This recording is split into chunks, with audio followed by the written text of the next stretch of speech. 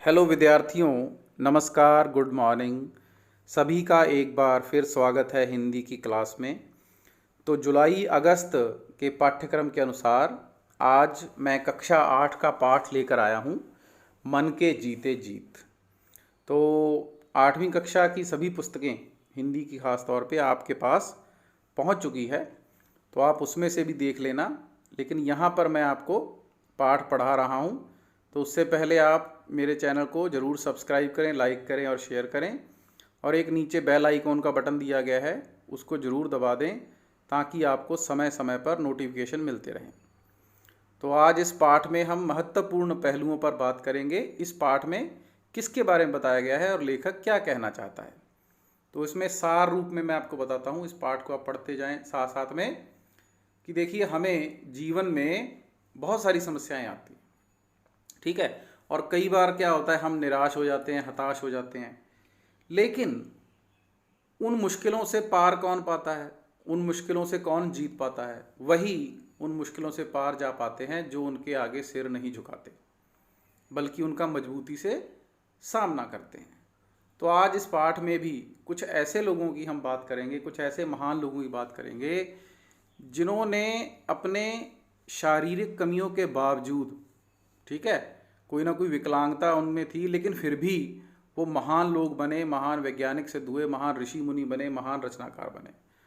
तो वो कौन कौन थे, उनकी मैं उदाहरण दूंगा। तो इसमें देखिए, सबसे पहले इन लोगों में किसका नाम आता है इस पाठ में?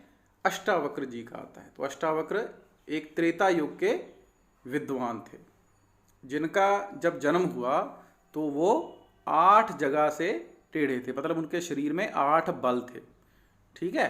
तो 8 प्रकार की वक्रता के कारण या टेढ़ेपन के कारण ही उनका नाम अष्टावक्र पड़ा। अष्ट का मतलब होता है 8, वक्र मतलब टेढ़ा। तो 8 जगह से टेढ़े थे, तो उनका जो नाम था वो अष्टावक्र पड़ गया। तो एक बार क्या हुआ, क्योंकि वो पढ़े लिखे थे, उन्होंने ज्ञान प्राप्त किया था। तो एक बार राजा जनक के दरबार में वो गए, तो उनका टेढ़ा मेढ़ा शरीर देखकर सब हंसने लगे। अष्टावक्र ने कहा कि गन्ने के टेढ़े मेढ़े होने से उसकी मिठास में कमी नहीं आती, फूल की पंखुड़ी के टेढ़े होने से उसकी खुशबू खत्म नहीं हो जाती, और नदी की धारा के टेढ़े होने से उसका जल दूषित नहीं हो जाता। यह सुनकर राजा जनक तथा दरबारी ना केवल लज्जित हुए, बल्कि अष्टावक्र की विद्वता के सामने नतमस्तक हुए। तो राजा को बड़ी शर्म आई, उनके मंत्रियों को, कि हमने इतने बड़े विद्वान का अपमान किया है। तो इसी प्रकार दूसरे जो विद्वान थे वो थे सूरदास जी। तो भक्ति काल के ये महान कवि हुए, रचनाकार हुए, और इन्होंने जितनी काव्य रचना की वो किसकी आराधना में की? भगवान श्री कृष्ण की आराधना में इन्होंने काव्य रचना की, बाल लीला का वर्णन किया। तो ये भी मतलब जन्म से क्या थे? नेत्रहीन थे, आंखों से देख नहीं पाते थे। इसी प्रकार जायसी जो थे वो एक बड़े रचनाकार हुए। इन्होंने कौन सा काव्य रचा? पद्मावत नाम का महाकाव्य रचा। तो इन्हें देखकर भी शेरशाह सूरी इनका मजाक उड़ाने लगे थे, लेकिन इन्होंने कहा कि भाई, आप मुझ पर हंस रहे हो या मुझे बनाने वाले पर हंस रहे हो? क्योंकि मुझे तो देखो ईश्वर ने बनाया है ना। अब एक आंख से उनको दिखता नहीं था, एक आंख नहीं था, एक कान नहीं था जायसी का। तो फिर शेरशाह सूरी को बहुत लज्जा आई। तो इनका महाकाव्य पद्मावत जो है वो आज पूरे विश्व में प्रसिद्ध है, और इन्हें महाकवि की उपाधि मिली हुई है। तो बहुत बड़े बड़े लोग जो हैं इनकी कविताओं पर शोध करते हैं। अब आगे देखिए, मैं आगे इसी प्रकार बात करूंगा प्रसिद्ध संगीतकार स्वर्गीय रविंद्र जैन जी की।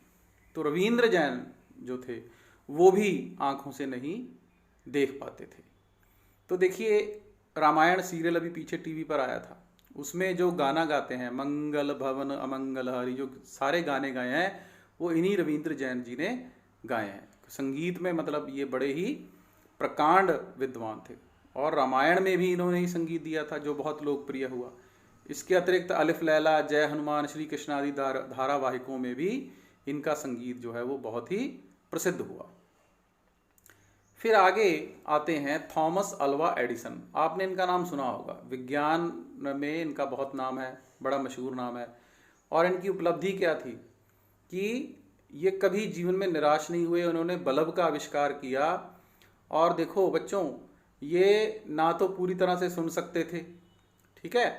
लेकिन इन्होंने क्या किया, ध्वनि से संबंधित आविष्कार जैसे microphone, phonograph, carbon telephone transmitter, ये सभी इन्होंने आविष्कार किया। ये जो मैं हरी लाइन से अंडरलाइन कर रहा हूँ, ये जब आप प्रश्न करेंगे ना बड़े, तो उसमें आपको काम आएगा। तो जो व्यक्ति पूरी तरह स्वयं नहीं सुन सकता, वह किस प्रकार ध्वनि के हर पहलू को भली भांति समझ लेता है, ये बड़ी आश्चर्य की बात थी।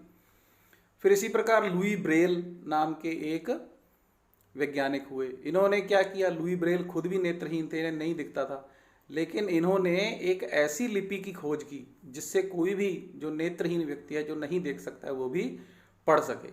इस लिपि की क्या विशेषता थी, ये लिपि कागज पर उभरे चिन्ह होते थे जिन्हें स्पर्श करके वे पढ़ सकते थे। तो आज हमारे संसार में, हमारे विश्व में जितने भी नेत्रहीन लोग हैं, वो इस लिपि के द्वारा अपनी पढ़ाई पूरी करते हैं।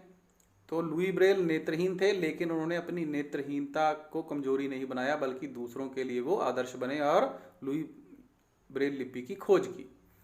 फिर देखिए बाबा आमटे, ये जो आप तस्वीर देख रहे हैं, ये बाबा आमटे की तस्वीर है।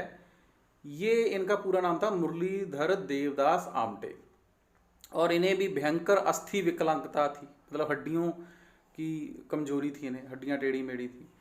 तो सारी उम्र इन्होंने क्या किया, कुष्ठ रोगियों और समाज से परित्यक्त, जो समाज से निकाल दिए गए, छोड़ दिए गए, उनकी इन्होंने सेवा की। और भारत सरकार ने इन्हें 1971 में पद्मश्री तथा 1986 में पद्म भूषण सम्मान दिया। तो इस प्रकार इन्होंने गरीबों, असहायों और कुष्ठ रोगियों की सेवा से ही इतना बड़ा नाम कमा लिया। ठीक है, चाहे खुद ये मरीज थे, अस्थि रोगी थे, लेकिन फिर भी इनकी सेवा को देखकर भारत सरकार ने इन्हें 71 में पद्मश्री तथा 1986 में पद्म भूषण सम्मान दिया। इस प्रकार इन्हें अनेक राष्ट्रीय और अंतर्राष्ट्रीय सम्मान और पुरस्कार मिले। अब आगे देखिए, यहाँ पर मैं बात करूँगा क्रिकेट में विकलांगता के बावजूद जगह बनाने वाले चंद्रशेखर की। तो चंद्रशेखर, ये पहले पैराग्राफ में देखिए, ये पोलियोग्रस्त थे, तो इनको पोलियो था, लेकिन उसी पोलियोग्रस्त हाथ से बड़ी अच्छी गेंदबाजी करते थे और बल्लेबाज को पवेलियन पहुंचा देते थे। उन्होंने भारतीय टीम की ओर से 58 टेस्ट मैच खेले और 7199 रन देकर 242 विकेट लिए। भारत सरकार द्वारा उन्हें अर्जुन पुरस्कार से नवाजा जा चुका है। तो इन पर भी एक प्रश्न आएगा पाठ के बाद, मैं यहाँ पर अंडरलाइन कर रहा हूँ कुछ लाइनें, तो यहाँ से आप इस प्रश्न का उत्तर बड़ी आसानी से दे सकते हैं जो चंद्रशेखर से जुड़ा हुआ है। इसी प्रकार महाराजा रणजीत सिंह की फोटो आपको दिख रही होगी। तो हमारे इतिहास में महाराजा रणजीत सिंह, महाराणा सांगा, ये भी बड़े बड़े शूरवीर हुए। राणा सांगा जो थे, उन्होंने इब्राहिम लोदी जैसे अनेक विरोधियों के दांत खट्टे किए। और महाराजा रणजीत सिंह जो थे, वो देखिए बचपन में चेचक के कारण उनकी आंख खराब हो गई थी, लेकिन फिर भी 19 वर्ष की आयु में उन्होंने लाहौर पर अधिकार कर लिया था। अब महाराणा सांगा जो थे, वो भी एक आंख से उनको दिखता नहीं था। ठीक है, उनकी एक लात जो थी वो जख्मी हो चुकी थी, एक लात से वो काम नहीं कर पाते, लेकिन फिर भी उन्होंने इतने युद्ध की और इतनी जीत प्राप्त की। इसी प्रकार महाराजा रणजीत सिंह जो थे, वो चाहे चेचक के कारण आग गंवा चुके थे, लेकिन 19 वर्ष की आयु में उन्होंने लाहौर पर अधिकार कर लिया था। तो इस प्रकार बच्चों, इस पाठ में जितने भी लोग आए, जितने भी लोगों की उदाहरण दी गई है, उनके जीवन से हमें यही सीखने को मिलता है कि देखो, अगर परमात्मा ने हमें शरीर दिया है, ठीक है, और हम स्वस्थ हैं, और तब भी हम मुश्किलों से घबराते हैं, तो हमें इन लोगों के बारे में ज़रूर पढ़ना चाहिए, इन लोगों को अपने दिमाग में ज़रूर याद रखना चाहिए। वो लोग जिनको कोई ना कोई शारीरिक कमी थी, लेकिन उन्होंने अपनी शारीरिक कमियों को ध्यान से परे रखकर अपनी सारी मुश्किलों पर जीत प्राप्त की। तो ईश्वर भी उन्हीं की सहायता करते हैं जो अपनी सहायता खुद करते हैं।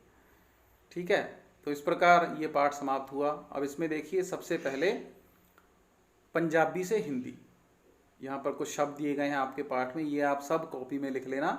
सफलता, सफलता, खत्म, खत्म। देखिए खत्म में पंजाबी में कैसा लिखा जा रहा है और हिंदी में कैसे लिखा जा रहा है, तो यहाँ पर अक्षरों पर आप ध्यान जरूर देना।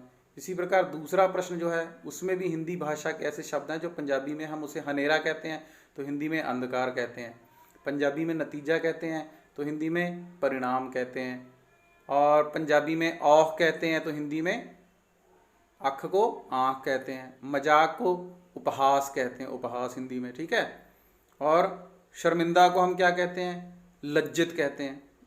फिर उन्नी को हम क्या कहते हैं, 19, इकनाया, 19 जो उन्नी बोलते हैं हम पंजाबी में, उसको हिंदी में 19 बोलते हैं। तो इनको आप कॉपी में लिख लेना। कई बार क्या होता है कि जब परीक्षाएं होती हैं तो उसमें आपको पंजाबी से हिंदी बनाओ वाला एक प्रश्न आता है। तो इसमें बहुत महत्वपूर्ण है अक्षरों की जो वर्ण विन्यास है, मात्रा कहाँ लगेगी कहाँ नहीं लगेगी। जैसे श्री कृष्ण लिखा हुआ है तो कृष्ण के स्पेलिंग बच्चे अक्सर गलत करते हैं।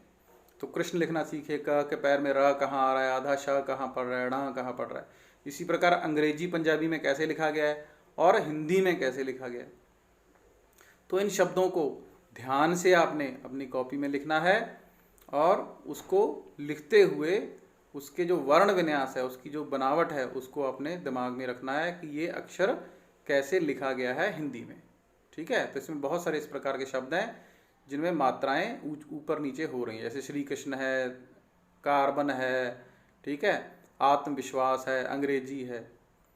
तो चलिए अगले प्रश्न की ओर हम बढ़ते हैं। देखिए अगला प्रश्न जो है वो क्या है, वो है शब्दार्थ। अब यहाँ पे कुछ शब्द ऐसे आए थे जिनका अर्थ आप जानना चाहेंगे। जैसे विकलांग, विकलांग हम किसे कहते हैं? जो अंग से हीन हो। बेकाम अंग वाला, जिसका कोई अंग काम ना करता हो। जैसे पोलियो वाले बहुत सारे लोग जो हैं हमारे आसपास होते हैं। तो दूषित क्या होता है? गंदा, मैला। विभूतियाँ क्या होता है? ऐश्वर्यशाली, विभूति मतलब महान व्यक्तित्व। और अन्यत्र क्या होता है? दूसरी जगह, कहीं और। फिर कंठहार, देखो कंठ गले में पहनने वाला हार, कंठहार। बुलंदी, बुलंदी क्या होती है? ऊंचाई, ठीक है। अनथक क्या होता है? अनथक मतलब जो बिना थके काम करे, ना थकने वाला। कर्णप्रिय, देखो कर्ण कहते हैं कान, तो कर्णप्रिय क्या होता है? कानों को प्रिय लगने वाला। इसी प्रकार अस्थि, हड्डी। व्यक्तित्व, व्यक्ति की विशेषता या गुण। एकाग्रता, तल्लीन होने का भाव, है ना। जज्बा क्या होता है? भाव, जोश, भावना। अब यहाँ पे कुछ प्रश्न पूछे गए हैं आपके पाठ में से। वैसे तो इस प्रश्नों के सभी उत्तर जो हैं मैंने अगली स्लाइड में दे दिए हैं। तो यहाँ पर मैं आपको एक बार डिस्कस कर लेता हूँ इसको। जैसे जीवन में मुश्किलों से पार कौन लोग जा पाते हैं? तो पाठ में हमने पढ़ा था कौन लोग पार जा सकते हैं? जो मुश्किलों का सामना डटकर करते हैं। राजा जनक के दरबार में अष्टावक्र को देखकर सभी क्यों हंसने लगे थे भाई? उनके टेढ़े मेढ़े शरीर को देखकर हंसने लगे थे। राजा जनक तथा दरबारी अष्टावक्र के सामने क्यों नतमस्तक हुए थे? उनकी विद्वता को देखकर नतमस्तक हुए थे। ठीक है। तो ये सारे प्रश्न हैं, इनके मैंने उत्तर बाद में दे दिए हैं। आप पाठ को जब दोबारा पढ़ेंगे तो ये बड़ी आसानी से प्रश्नों का उत्तर आप ढूंढ भी सकते हैं। जैसे ब्रेल लिपि का आविष्कार किसने किया, है ना? तो उनका नाम ही लुई ब्रेल है, तो आधा तो उत्तर उनसे जुड़ा हुआ है। लुई ब्रेल, लुई ब्रेल ने ब्रेल लिपि का आविष्कार किया। महाराजा रणजीत सिंह ने कितनी आयु में लाहौर पर अधिकार कर लिया था? 19 वर्ष की आयु में अधिकार कर लिया था। बाबा आमटे को भारत सरकार ने समाज सेवा के लिए पद्मश्री तथा पद्म भूषण का सम्मान कब दिया? तो एक दिया था 1971 में, एक दिया था 1986 में। तो इनके सबके उत्तर मैंने लिख दिए हैं। ये जो बड़े प्रश्न हैं, ठीक है। राजा जनक के दरबार में अष्टावक्र को देखकर जब सभी हंसने लगे तो अष्टावक्र ने क्या कहा? तो बच्चों आप क्या करो, इस वीडियो को जब आप शुरू से देखते हो तो उसमें जो अंडरलाइन मैंने की हुई है लाइनें, तो वो इन्हीं प्रश्नों के उत्तर दिए गए हैं। उन अंडरलाइन को आप देख लेना। अब यहाँ पर मैं दोबारा एक बार प्रश्न पढ़ता हूँ जो आपको दिए हैं, उनके उत्तर दिए गए हैं। पहला प्रश्न था कि कौन लोग मुश्किलों से नहीं घबराते? जो उनके सामने सिर नहीं झुकाते। और दूसरा क्या था कि क्यों हंसने लगे थे राजा के दरबारी अष्टावक्र को देखकर? तो अष्टावक्र का टेढ़ा मेढ़ा शरीर देखकर सभी हंसने लगे थे। फिर प्रश्न पूछा था कि सभी ने अष्टावक्र के सामने नतमस्तक क्यों हो गए? सभी अष्टावक्र की विद्वता देखकर उसके आगे नतमस्तक हो गए। फिर प्रश्न पूछा था कि सूरदास ने किसकी आराधना में काव्य रचना की? तो सूरदास ने भगवान कृष्ण की आराधना में काव्य रचना की। फिर था प्रश्न कि जायसी के प्रसिद्ध महाकाव्य का नाम क्या है? तो जायसी के प्रसिद्ध महाकाव्य का नाम क्या है? पद्मावत। ठीक है। तो ये पहले 5 छोटे प्रश्न थे, उनके उत्तर हैं। अब छठा प्रश्न क्या था कि रविंद्र जैन ने जो था मतलब रामायण में किसने संगीत दिया था? प्रसिद्ध रामचरितमानस रामायण में, टीवी सीरियल में। तो संगीत का रविंद्र जैन ने संगीत दिया था। फिर बल्ब का आविष्कार किसने किया? खोज किसने की? थॉमस अल्वा एडिसन ने बल्ब का आविष्कार किया था। और ब्रेल लिपि का आविष्कार किसने किया था? Louis Braille. तो ये आपको याद हो जाएगा बड़े आराम से, कोई बात नहीं घबराने की। फिर देखिए महाराजा रणजीत सिंह ने लाहौर पर अधिकार कब कर लिया? 19 वर्ष की आयु में महाराजा रणजीत सिंह ने लाहौर पर अधिकार कर लिया। और बाबा आमटे को पद्मश्री तथा पद्म भूषण पुरस्कार कब मिला था? 1971 में पद्मश्री तथा 1986 में पद्म भूषण का जो सम्मान था वो बाबा आमटे को मिला था। तो ये अगर आपके घर में पुस्तकें हैं तो आप पुस्तकों से आप देखना, उनके सभी के उत्तर मैंने लिख दिए हैं, तो कोई घबराने वाली बात नहीं है। आगे देखिए यहाँ पे मुहावरे हैं, तो बच्चों मुहावरों को आप समझिए आराम से। घुटने टेकना क्या होता है? हार मानना। तो इसका आप आराम से वाक्य बना सकते हैं कि हमें किसी भी मुश्किल के आगे घुटने नहीं टेकना चाहिए। इसी प्रकार सिर ना झुकाना सिर ना झुकाना का मतलब भी लगभग यही है कि जब हार ना मानना, यानी हमें हार नहीं माननी चाहिए। तो यहाँ पर इसका वाक्य क्या बना सकते हैं हम कि जो मेहनती लोग होते हैं वो कभी भी किसी के आगे सिर नहीं झुकाते। ठीक है। फिर दांत खट्टे करना, बुरी तरह हराना। तो यहाँ पे हम क्या लिख सकते हैं? महाराज रणजीत सिंह ने शत्रुओं के दांत खट्टे कर दिए। और लोहा मनवाना क्या होता है? अपनी ताकत मनवाना, अपना जोर दिखाना। ठीक है। तो यहाँ पर भी आप लिख सकते हैं कि महाराज रणजीत सिंह ने सेना को अपना लोहा मनवा लिया, या दूसरे राजा को अपना लोहा मनवा लिया। थर थर कांपना, डर से कांपना। ठीक है। तो भूत वाली फिल्म देखकर सभी बच्चे थर थर कांपने लगे। बुलंदियां छूना, बहुत तरक्की करना। ठीक है। तो इसमें भी आप लिख सकते हैं। तो इस प्रकार बच्चों आप सबका बहुत बहुत धन्यवाद है। आशा है आप सब इस वीडियो को बार बार देखेंगे, इस पाठ को भी एक बार फिर से पढ़ेंगे और प्रश्नों के उत्तर सहजता से ढूंढ लेंगे। तो आज इतना ही। आप सबका दिन शुभ हो। धन्यवाद। आपका हरीश शर्मा।